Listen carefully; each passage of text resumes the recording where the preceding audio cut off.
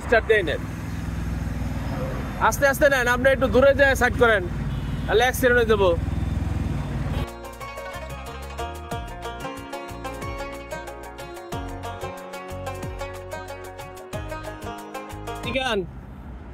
এখন একটু নিরাপদ হয়েছে না, কি বলেন? তাহলে তো রিক্সি আসছিল তো। হ্যাঁ ড্রাইভার সাহেব, তো আজকে এই বিপদ থেকে কি শিক্ষা পাইলেন? হ্যাঁ, স্পেয়ার চাকার গুরুত্ব দেখছেন? যদি চাকাটা স্পেয়ার থাকতো, আপদ বিপদ তো আসতেই পারে মানুষের, আসবে না? তো এখন তো এই যে দ্বিতীয়বারের মতো ব্লাস্ট করছে। হ্যাঁ আগে আর একটাতে এক্সট্রা চাকা ছিল, ওটাও ব্লাস্ট করেছে। এটা তৃতীয়বার চলছে।